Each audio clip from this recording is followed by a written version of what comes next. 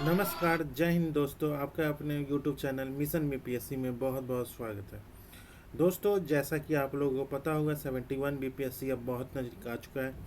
अब हमें ज़्यादा से ज़्यादा मॉक टेस्ट और पीडीवीएससी पे काम करना होगा।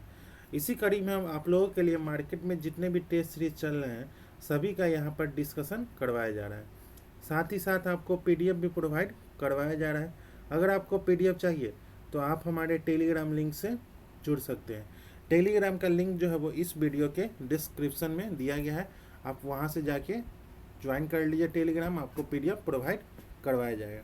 दोस्तों, आज का सेशन जो है वो केजीएस के द्वारा जो फुल लेंथ टेस्ट नंबर 22 जो चल रहा है उसी का आज के सेशन में डिस्कशन करवाया जाएगा। इसका एक पार्ट हो चुका है जिसमें 1 से लेकर 70 क्वेश्चन तक डिस्कस किया जा चुका है। आज जो है वो 70 से आगे क्वेश्चन डिस्कस किया जाएगा। तो चलिए आज का सेशन स्टार्ट करते हैं। केजीएस का फुल लेंथ टेस्ट नंबर 8 चलते हैं। क्वेश्चन नंबर 71 1 से 70 तक डिस्कस किया जा चुका है पिछले सेशन में। आज का सेशन जो है वो 70 से आगे हम लोग चलेंगे। राष्ट्रीय क्वेश्चन नंबर 71 राष्ट्रीय डेयरी विकास कार्यक्रम के संबंध में निम्नलिखित कथनों पर विचार करना है। यह जो है वो मत्स्य पालन पशुपालन डेयरी मंत्रालय द्वारा शुरू की गई एक केंद्र प्रायोजित योजना है। इसका उद्देश्य जो है वो पूर्वोत्तर क्षेत्र पर विशेष ध्यान देते हुए दूध की खरीद प्रसंस्करण को मजबूत करना है। उपरोक्त में से कथनों में से कौन सा सही है? तो इसका right answer option number B, केवल 2 कथन जो है वो सही है। राष्ट्रीय डेयरी विकास कार्यक्रम एक केंद्रीय क्षेत्र की योजना है जिसका कार्यान्वयन मत्स्य पालन पशुपालन एवं डेयरी मंत्रालय द्वारा किया जा रहा है, न कि कृषि मंत्रालय द्वारा। अब चलते हैं नेक्स्ट क्वेश्चन पे।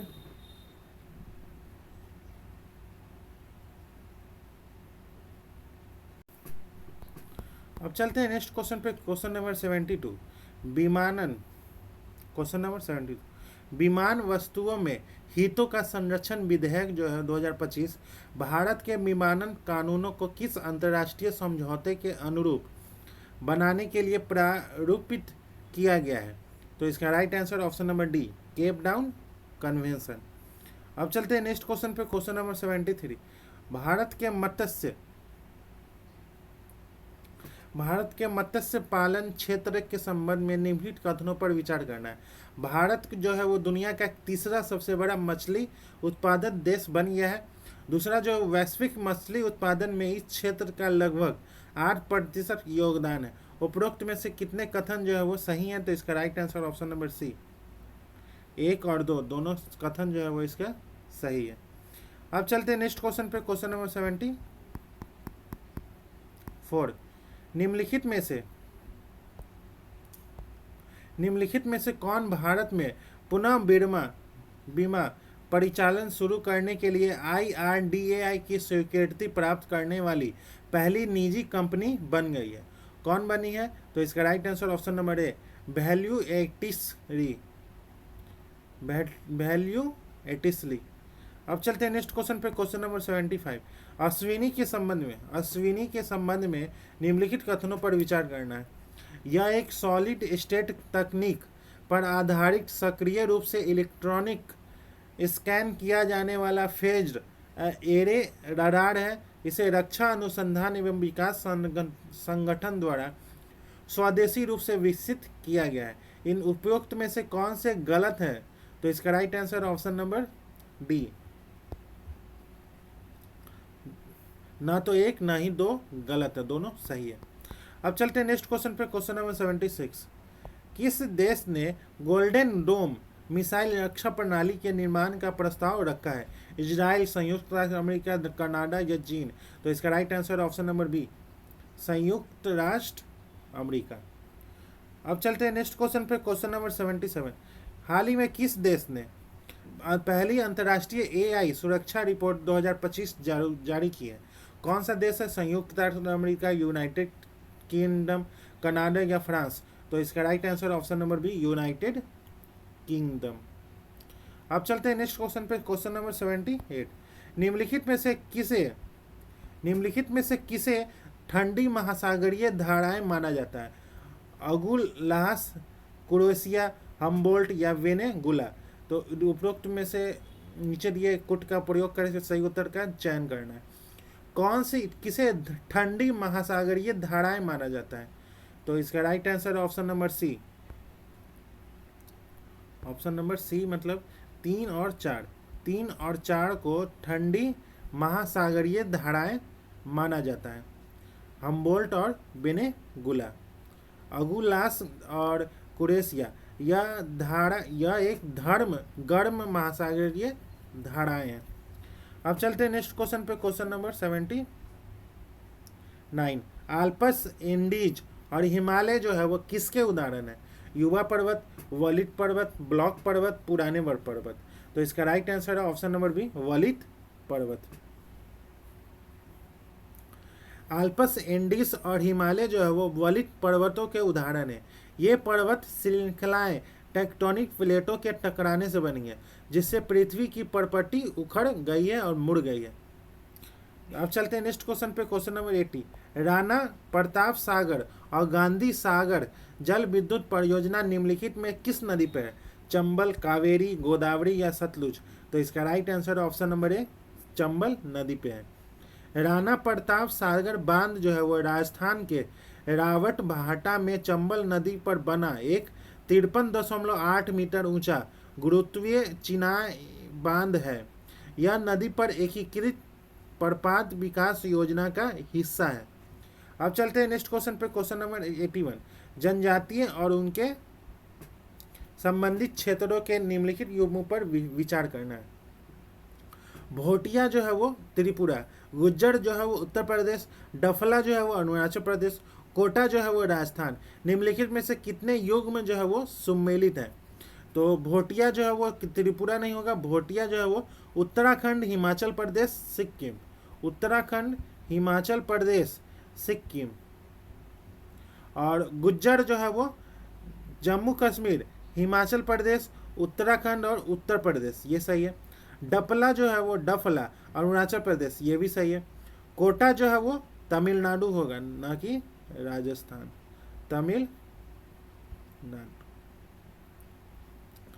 तो इसका राइट आंसर है ऑप्शन नंबर सी 2 और 4। ऑप्शन नंबर सी 2 और 4, 2 और 3 जो है वो सही है। कौन से युग में जो है वो सही सम्मिलित नहीं है? कौन सा युग में जो है वो सही सम्मिलित नहीं है? तो इसका राइट आंसर है ऑप्शन नंबर 1 और 4 जो है वो सही सम्मिलित नहीं है। ऑप्शन नंबर ए 1 और 4 जो है वो सही सम्मिलित नहीं है। अब चलते हैं नेक्स्ट क्वेश्चन पे, क्वेश्चन नंबर 82। ट्रांस हिमालय और हिमाद्री पर्वतमाला के मूल में मुख्यतः किस प्रकार की चट्टानें हैं? ग्रेनाइट, स्लेट, सिस्ट और क्वार्टर्स। तो इसका राइट आंसर ऑप्शन नंबर है ग्रेनाइट। अब चलते हैं नेक्स्ट क्वेश्चन पे, क्वेश्चन नंबर 83। मॉन्ट्रियल प्रोटोकॉल में किस संशोधन का उद्देश्य हाइड्रोफ्लोरोकार्बन के उत्पादन और खपत को कम करना है? नागोया, वियना, किगाली या क्वेटो। तो इसका right answer option number C Kigali. Rwanda में 2016 में अपनाए गए मॉन्ट्रियल प्रोटोकॉल के किगाली संशोधन का उद्देश्य जो है वो हाइड्रोफ्लोरोकार्बन को चरणबद्ध तरीके से कम करना है। अब चलते हैं नेक्स्ट क्वेश्चन पे, क्वेश्चन नंबर 84। सूची 1 का सूची 2 से मिलान करना है। परमाणु संयंत्र है और वो कहाँ है? काकरा पार परमाणु ऊर्जा स्टेशन जो है वो गुजरात के सूरत में है। और तारापुर परमाणु ऊर्जा स्टेशन जो है वो महाराष्ट्र के पालगढ़ में। और कैगा परमाणु ऊर्जा स्टेशन जो है वो कर्नाटक के उत्तर कन्नड़ जिले से है। कुडनकुलम परमाणु संयंत्र जो है वो तमिलनाडु के तिरुनेवल्ली जिले में है, तमिलनाडु में। तो इसका right answer option number B. अब चलते हैं नेक्स्ट क्वेश्चन पे, क्वेश्चन नंबर 85। हिमालय में हिमालय में श्रीनगर को लेह से जोड़ने वाले राष्ट्रीय राजमार्ग NH1 निम्नलिखित में से किस पर्वतीय दर्रे से होकर गुजरता है? रोहतांग दर्रा या सिपकिल्ला या बनिहाल या जोजिला? तो इसका right answer option number D, Zoji La दर्रा। अब चलते हैं नेक्स्ट क्वेश्चन पे, क्वेश्चन नंबर 86। निम्नलिखित में से कौन से घास के मैदान की गेहूं की मशीनीकृत खेती के लिए बड़े पैमाने पर जुताई की गई है और उन्हें विश्व यानी स्टेफी व्यापक रूप से दुनिया के अन्न भंडार के रूप में जाने जाते हैं? अब चलते हैं नेक्स्ट क्वेश्चन पे, क्वेश्चन नंबर 87। निम्नलिखित में से कौन सी प्रवाल वित्तियों के विकास के लिए आवश्यक परिस्थितियां हैं? प्रवाल वित्ती के लिए परिस्थितियां कौन कौन है? तो गर्म जल, मीठा जल, गाढ़ा जल या प्लववत की उपलब्धता? तो इसका राइट आंसर है ऑप्शन नंबर ए, 1 और 4। 1 और 4, गर्म पानी और प्रवल की उपलब्धता। अब चलते हैं नेक्स्ट क्वेश्चन पे, क्वेश्चन नंबर 88। निम्नलिखित में से कौन सी परिघटना अक्षांश से प्रभावित होती है? जलवायु, मौसम पैटर्न, समय, वनस्पति पैटर्न? नीचे दिए कुट का प्रयोग करके सही उत्तर का चयन करना है। तो इसका right answer option number C, 1, 2 और 4, जलवायु, मौसम पैटर्न और वनस्पति पैटर्न। अब चलते हैं नेक्स्ट क्वेश्चन पे, क्वेश्चन नंबर 89। कोयले के निम्नलिखित प्रकारों को उनके उपस्थित कार्बन की मात्रा के आधार पर व्यवस्थित करना है। तो इसका right answer option number C, anthracite, bituminous, lignite या पीट? जो एंथ्रेसाइड है उसमें 86 से 90% होती है, कार्बन होती है। अब बिटुमिनस में 45 से 86% होती है। लिग्नेनाइट में 65 से 70% होती है। और पीट जो है उसमें 60% से कम होती है। अब चलते हैं नेक्स्ट क्वेश्चन पे, क्वेश्चन नंबर 190। सूची 1 का सूची 2 से मिलान करना है। कॉफी बोर्ड जो है वो बेंगलुरु हैदराबाद। और रबर बोर्ड जो है वो कोयटम केरल। हल्दी बोर्ड जो है वो निजामाबाद तेलंगाना। और तंबाकू बोर्ड जो है वो गुंटूर आंध्र प्रदेश। तो इसका right answer option number D. अब चलते हैं नेक्स्ट क्वेश्चन पे, क्वेश्चन नंबर 91। पृथ्वी के भीतर की आंतरिक असंतताओं से संबंधित निम्नलिखित युग्मों पर विचार करना है। मोहरोविक्स असंतता जो है वो पृथ्वी की भूपटटी और मेंटल के बीच। गुटेनबर्ग असंतता जो है वो पृथ्वी के मेंटल और कोर के बीच। कॉर्नोड असंतता जो है वो आंतरिक कोर और बाह्य कोर के बीच। उपरोक्त युग्मों में से कितने युग्म जो है वो सही सुमेलित हैं? तो इसका right answer option number B, केवल 2 युग्म जो है वो सही सुमेलित हैं, मोहरविक्स और गुटेनबर्ग। अब चलते हैं नेक्स्ट क्वेश्चन पे, क्वेश्चन नंबर 92।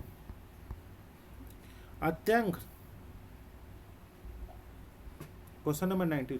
अत्यंत छोटी असंख्य जल बूंदें जिनका व्यास जो है वो आमतौर पर लगभग 0.2 से 0.5 मिलीमीटर होता है, धीरे धीरे गिरती है और अक्सर हवा के प्रभाव के साथ तैरती हुई प्रतीत होती है।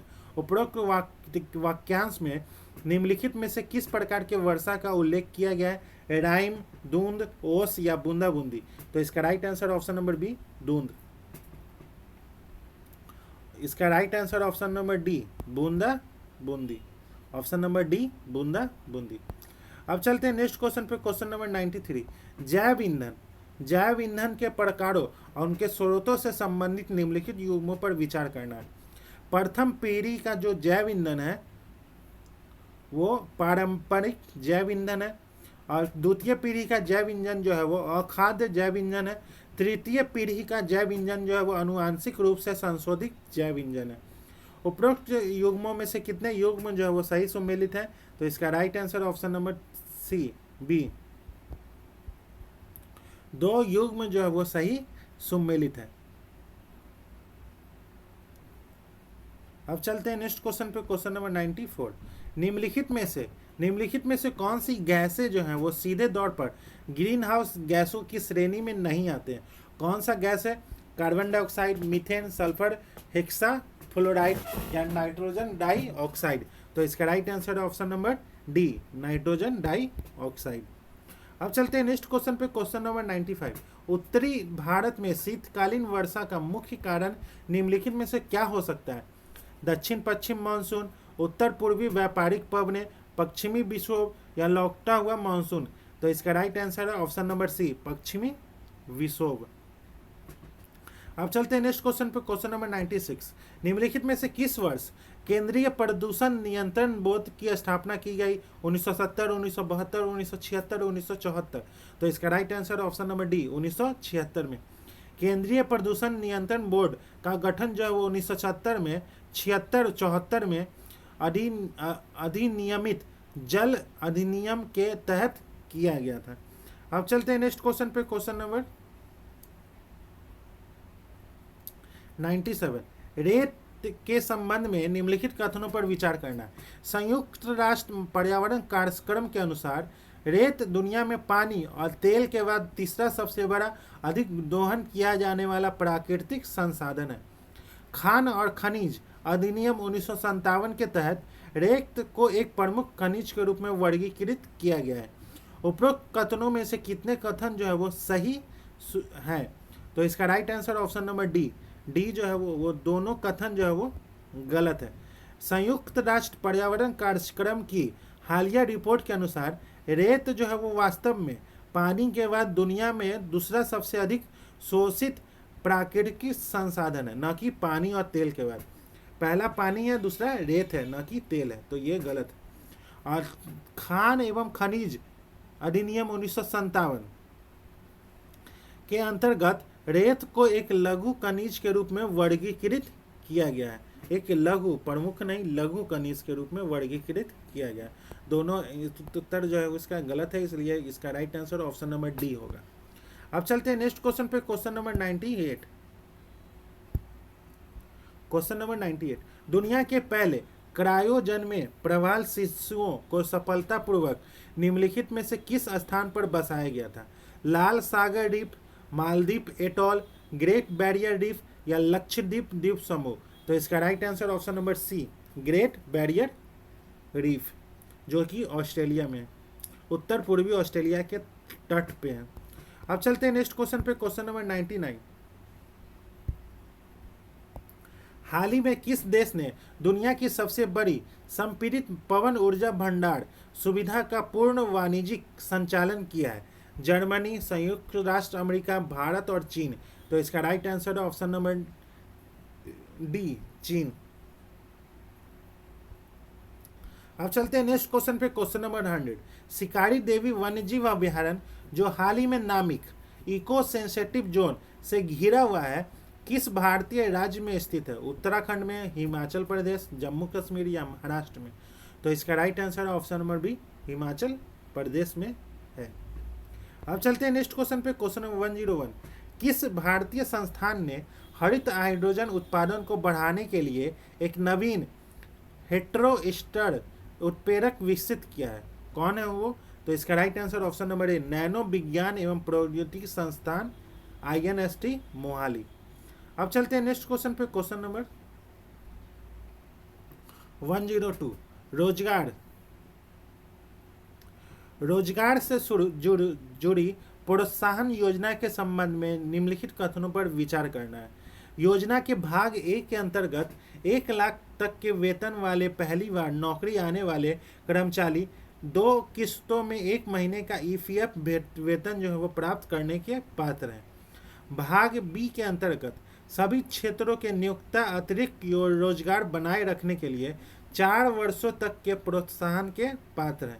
उपरोक्त में से कितने कथन जो है वो सही है? तो इसका राइट आंसर ऑप्शन नंबर ए, केवल एक कथन जो है वो सही है, वो पहला वाला। दूसरा वाला जो है वो सभी क्षेत्र भाग भी के तहत प्रोत्साहन के लिए पात्र हैं। तीसरे और चौथे वर्ष तक विस्तारित प्रोत्साहन अवधि केवल विनिर्माण क्षेत्र पर लागू होते हैं, न कि सभी क्षेत्रों पर। अब चलते हैं नेक्स्ट क्वेश्चन पे, क्वेश्चन नंबर 103। निम्नलिखित में से कौन सी फसल PR टू सिक्स किस में से संबंधित है जो हाल ही में समाचारों में देखी गई थी? गेहूं, मक्का, धान या जौ? तो इसका राइट आंसर है ऑप्शन नंबर सी, धान। PR 126। अब चलते हैं नेक्स्ट क्वेश्चन पे, क्वेश्चन नंबर 104। निम्नलिखित सैन्य अभ्यासों और उनमें शामिल देशों के युग्मों पर विचार करना है। अभ्यास जो है वो बोंगो सागर जो है वो भारत और बांग्लादेश के बीच हुई थी, ना कि मालदीव के बीच। और दूसरा जो है वो अभ्यास धर्म गार्जियन जो है वो भारत और जापान के बीच हुई थी, ये सही है। अभ्यास खंजर 12 जो है वो भारत और कजाकिस्तान नहीं, किर्गिस्तान के बीच हुई थी, ये भी गलत है। उपरोक्त में से कितने युग्म जो है वो सही है? तो इसका राइट आंसर है ऑप्शन नंबर बी, केवल 2 दूसरा जो है वो सही है। अब चलते हैं नेक्स्ट क्वेश्चन पे, क्वेश्चन नंबर 105। अपार आईडी के संबंध में निम्नलिखित कथनों पर विचार करना है। यह प्रत्येक छात्र को एक विशिष्ट और अस्थायी 16 अंकीय शैक्षणिक पहचान प्रदान करता है। यह केवल उच्च शिक्षा संस्थानों और कौशल संस्थानों में नामित छात्रों पर लागू होता है। इसे राष्ट्रीय शिक्षा नीति 2020 के तहत पेश किया गया था। उपरोक्त कथनों में से कौन से गलत है? तो इसका राइट आंसर है ऑप्शन नंबर ए। कौन से गलत हैं? तो पहला और दूसरा जो है वो गलत है। अपार आईडी जो है वो छात्रों को दी जाने वाली एक विशिष्ट और अस्थायी 12 अंकीय शैक्षणिक पहचान है और भारत के सभी छात्रों के लिए डिजाइन किया गया है, न कि उस शिक्षण संस्थानों और कौशल संस्थानों में नामित छात्रों पर लागू होता है। यह भारत के सभी छात्रों के लिए डिजाइन किया गया है। अब चलते हैं नेक्स्ट क्वेश्चन पे, क्वेश्चन नंबर 106। इंटरपोल के सिल्वर नोटिस जो हाल ही में पहली बार जारी किया गया था, तक का प्राथमिक उद्देश्य जो है वो निम्नलिखित में से क्या है? इंटरपोल का। तो इसका right answer option number B, अंतर्राष्ट्रीय संगठित अपराध से जुड़ी संपत्तियों का पता लगाना और उसकी पहचान करना। अब चलते हैं नेक्स्ट क्वेश्चन पे, क्वेश्चन नंबर 107। निम्नलिखित में से किस अमेरिकी स्वामित्व वाली ट्रेडिंग फर्म को हाल ही में भारत के पूंजी व्यापार नियामक सेबी द्वारा दंडित किया गया है? कौन सी कंपनी है? तो इसका right answer option number C, Jane Street Group. अब चलते हैं नेक्स्ट क्वेश्चन पे, क्वेश्चन नंबर 108। हाल ही में स्वीकृत अनुसंधान विकास और नवाचार योजना के संबंध में निम्नलिखित में से कौन सा कथन जो है वो गलत है? इस योजना का अगले 6 वर्षों के लिए कुल परिव्यय जो है वो 1 लाख करोड़ है। विज्ञान एवं प्रौद्योगिकी विभाग इस योजना के लिए नोडल एजेंसी है। अनुसंधान राष्ट्रीय अनुसंधान प्रतिष्ठान के अंतर्गत एक विशेष प्रायोजन कोष संरक्षण के रूप में कार्य करेगा। यह अगली पीढ़ी की अनुसंधान एवं विकास प्रयोगशाला और सरकारी अनुसंधान एवं विकास संस्थाओं के लिए वित्त पोषण प्रदान करेगा। तो इसका राय इसमें से कौन सा गलत है? तो ऑप्शन नंबर डी जो है वो गलत है। अब चलते हैं नेक्स्ट क्वेश्चन पे, क्वेश्चन नंबर 109। प्रीडेटरी प्राइजिंग के संबंध में निम्नलिखित कथनों पर विचार करना है। इसका तात्पर्य जो है वो प्रतिस्पर्धा को कम या समाप्त करने के लिए वस्तुओं या सेवाओं को लागत से कम मूल्य पर बेचने से है। यह अल्पकाल में ग्राहकों के लिए कम कीमतों के कारण लाभकारी होता है। उपरोक्त में से कौन से कथन जो है वो सही है? तो इसका right answer option number C, 1 और 2 दोनों कथन जो है वो सही है। अब चलते हैं नेक्स्ट क्वेश्चन पे, क्वेश्चन नंबर 110। किसी निश्चित समय अवधि में किसी देश के निर्यात मूल्य और अदृश्य वस्तुओं के आयात मूल्य के बीच के अंतर को क्या कहते हैं? सकल अदृश्य, शुद्ध अदृश्य, शुद्ध निर्यात या अदृश्य अधिशेष। तो इसका right answer option number B, शुद्ध अदृश्य। अब चलते हैं नेक्स्ट क्वेश्चन पे, क्वेश्चन नंबर 111। किस प्रकार का अंतर्राष्ट्रीय लेन देन भुगतान संतुलन को सही करने के अलावा अन्य कारणों से किया जाता है? तो इसका राइट आंसर है ऑप्शन नंबर ए, स्वायत्त। अब चलते हैं नेक्स्ट क्वेश्चन पे, क्वेश्चन नंबर 112। निम्नलिखित में से कौन सा कथन जो है वो सीमांत बचत प्रवृत्ति का सबसे अच्छा वर्णन करता है? कौन सा कथन है? तो इसका right answer option number C, आय में प्रति इकाई परिवर्तन से बचत में परिवर्तन। अब चलते हैं नेक्स्ट क्वेश्चन पे, क्वेश्चन नंबर 113। लोगों द्वारा विदेशी मुद्रा की मांग के कारणों के संबंध में निम्नलिखित में से कौन सा कथन जो है वो सही है? अन्य देशों से वस्तुओं और सेवाओं की खरीद के लिए, विदेशों में उपहार बेचने के लिए, व्यक्तिगत होल्डिंग्स के माध्यम से घरेलू मुद्रा की विनिमय दर को स्थिर करने के लिए। उपरोक्त में से सही कूट का उपयोग करके सही उत्तर चुने। तो इसका राइट आंसर ऑप्शन नंबर ए, 1 और 2 सही है। अब चलते हैं नेक्स्ट क्वेश्चन पे, क्वेश्चन नंबर 114। यदि अल्पावधि में स्थिर कीमत पर अंतिम वस्तुओं की आपूर्ति असीम रूप से लोचदार है और कुल उत्पादन केवल कुल मांग द्वारा निर्धारित होता है, तो इस स्थिति को क्या कहते हैं? तो इसका right answer option number D, प्रभावी मांग सिद्धांत। प्रभावी मांग सिद्धांत। अब चलते हैं नेक्स्ट क्वेश्चन पे, क्वेश्चन नंबर 115। किसी फर्म के मूल्य वर्धन के संबंध में निम्नलिखित में से कौन सा कथन जो है वो सही है? तो इसका उत्पादन का मूल्य जिसमें से मध्यवर्ती वस्तुओं की लागत घटाई गई हो। ऑप्शन नंबर बी जो है वो इसका राइट आंसर है। अब चलते हैं नेक्स्ट क्वेश्चन पे, क्वेश्चन नंबर 116। निम्नलिखित में से कौन सा विकल्प कारक लागत पर सकल मूल्य वर्धन और आधारित कीमतों पर सकल मूल्य वर्धन के बीच संबंध को सही रूप से दर्शाता है? तो इसका राइट आंसर ऑप्शन नंबर ए, कारक लागत पर सकल मूल्य वर्धन प्लस शुद्ध उत्पादन कर बराबर जो होता है वो आधारित कीमतों पर सकल मूल्य वर्धन। ऑप्शन नंबर ए जो है वो इसका right answer. Question number 117। Question number 117। वित्तीय वर्ष 2025-26 में बिहार ने अपने कुल व्यय का कितना प्रतिशत स्वास्थ्य क्षेत्र को आवंटित किया है? तो बिहार जो है वो 6.6% स्वास्थ्य क्षेत्र को आवंटित किया है, जो 2024-25 में राज्यों द्वारा स्वास्थ्य व्यय के औसत आवंटन से थोड़ा अधिक है, जो लगभग 6.2% था। अब चलते हैं नेक्स्ट क्वेश्चन पे, क्वेश्चन नंबर 118। राजकोषीय घाटे के संबंध में निम्नलिखित कथनों पर विचार करना है। यह राजस्व व्यय और राजस्व प्राप्तियों का अंतर है।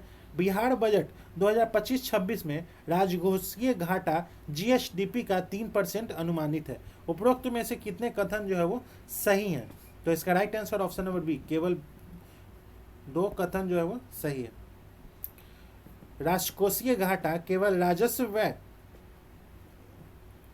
और राजस्व प्राप्तियों के बीच का अंतर नहीं है। यही राजस्व घाटे को परिभाषित करता है। राजकोषीय घाटा कुल व्यय और कुल गैर उधार प्राप्तियों के बीच का अंतर है। अब चलते हैं नेक्स्ट क्वेश्चन पे, क्वेश्चन नंबर 119। किस संस्थान ने हाल ही में पाथवेज एवं strategies for accelerating growth in edible oil towards the goal of आत्मनिर्भरता शीर्षक से रिपोर्ट जारी किया है?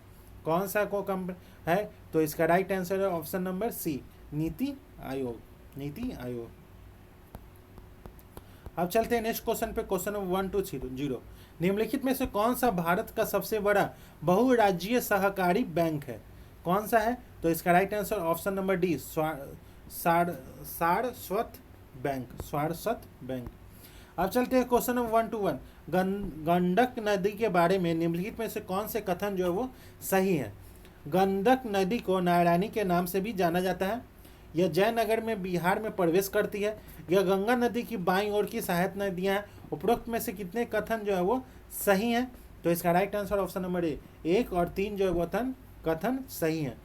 गंडक नदी जो है वो बिहार के पश्चिमी चंपारण जिले में वाल्मीकि नगर के पास भैंसा लोटेन में नेपाल से भारत में प्रवेश करती है। यह नदी सोनपुर हाजीपुर के पास गंगा नदी में मिल जाती है। अब चलते हैं नेक्स्ट क्वेश्चन पे, क्वेश्चन नंबर 122। 2011 की जनगणना के अनुसार बिहार का कुल लिंगानुपात और बाल 0 से 6 वर्ष लिंगानुपात क्रमशः क्या क्या है?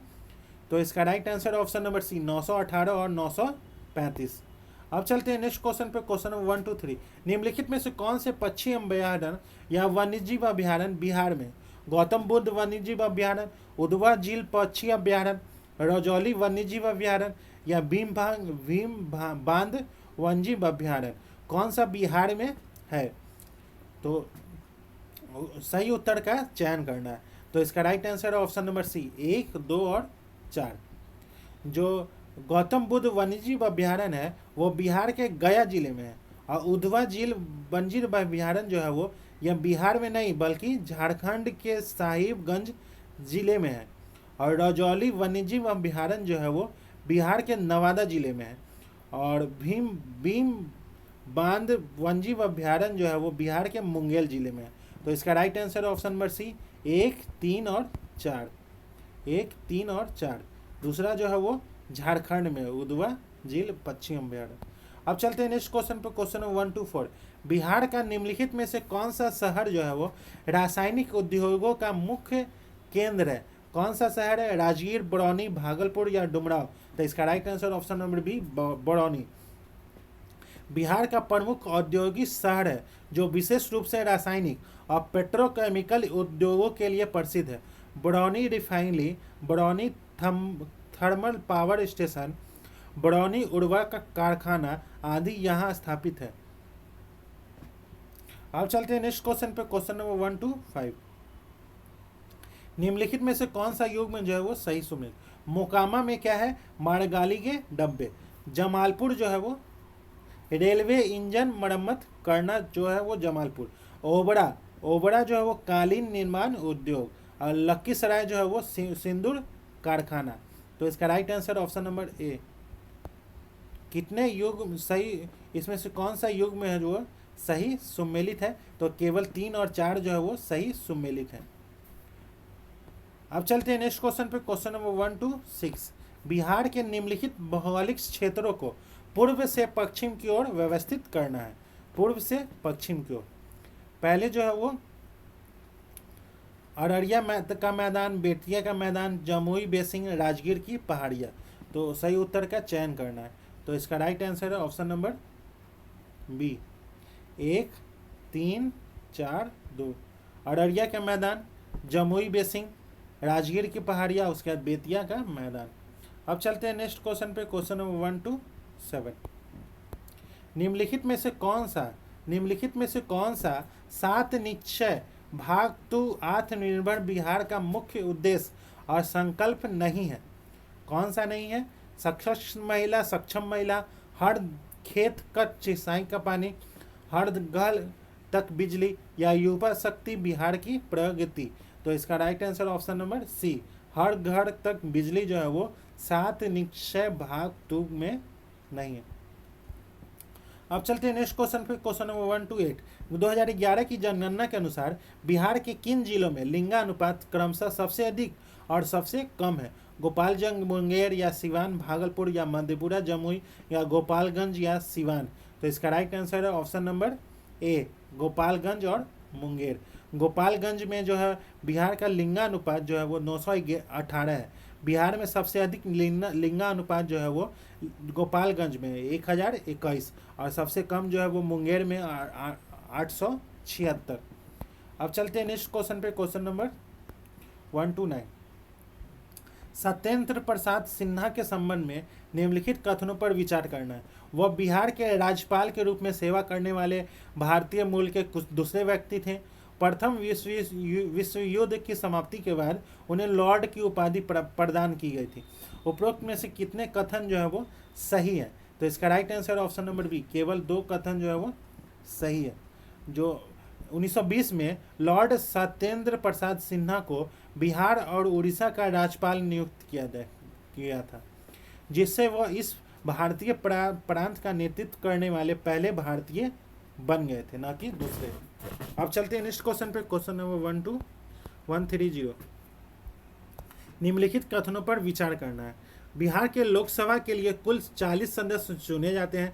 बिहार से लोकसभा में अनुसूचित जातियों के लिए 6 सीटें आरक्षित हैं। बिहार से राज्यसभा के लिए कुल 20 सदस्य चुने जाते हैं। उपरोक्त में से कितने कथन जो है वो सही है? तो इसका राइट आंसर ऑप्शन नंबर ए, 1 और 2 कथन जो है वो सही है। और बिहार से राज्यसभा में कुल 16 सदस्य हैं, ना कि 20 हैं। 16 सदस्य चुने जाते हैं। अब चलते हैं नेक्स्ट क्वेश्चन पे, क्वेश्चन नंबर 131।